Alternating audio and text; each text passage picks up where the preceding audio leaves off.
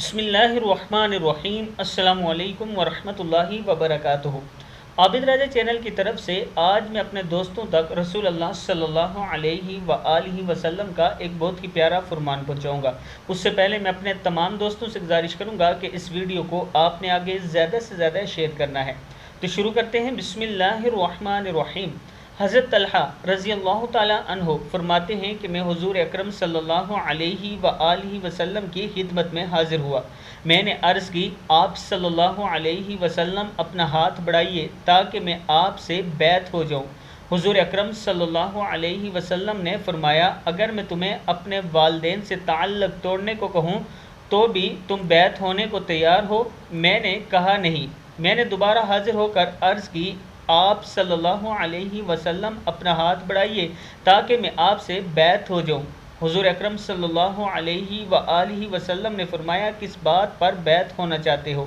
میں نے کہا، اسلام پر۔ آپ نے فرمایا، اگر میں تمہیں والدین سے تعلق توڑنے کو کہوں تو پھر؟ میں نے کہا نہیں۔ میں نے پھر تیسری مرتبہ حاضر ہو کر بیعت کی درخواست کی۔ میری والدہ حیات تھی اور میں ان کے ساتھ اوروں سے زیادہ حسن سلوک کرتا تھا۔ حضور اکرم صلی اللہ علیہ وآلہ وسلم نے مجھ سے فرمایا، اے طلحہ، ہمارے دین میں رشتہ توڑنا نہیں ہے، لیکن میں نے چاہا کہ تمہارے دین میں کسی طرح کا شک نہ رہے۔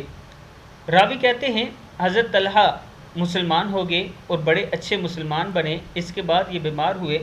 حضور اکرم صلی اللہ علیہ وآلہ وسلم ان کی عیادت کے لیے ان کے گھر تشریف لائے۔ جب حضور اکرم صلی اللہ علیہ وسلم تشریف لائے تو یہ بے ہوش تھے۔ آپ صلی اللہ علیہ وسلم نے فرمایا، مجھے تو یہی نظر آ رہا ہے کہ آج رات ہی ان کا انتقال ہو جائے گا، لیکن اگر انہیں افاقہ ہوا تو مجھے پیغام بھیج دینا۔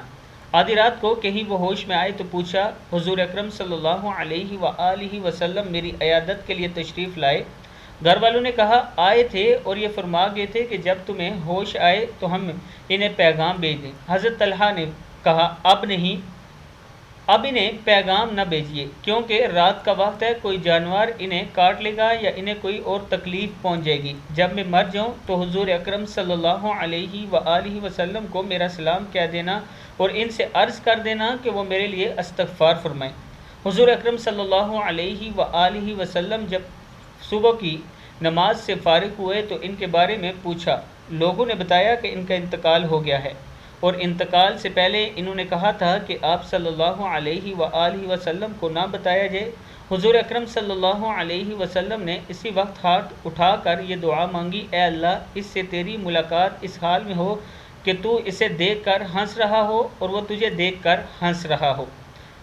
یہ دعا حضرت طلحہ کے لیے ہمارے پیارے نبی اکرم صلی اللہ علیہ وآلہ وسلم نے فرمائی تھی۔ کتنے قسمت والے تھے وہ کہ ان کے لیے آپ صلی اللہ علیہ وآلہ وسلم خود دعا فرما رہے ہیں۔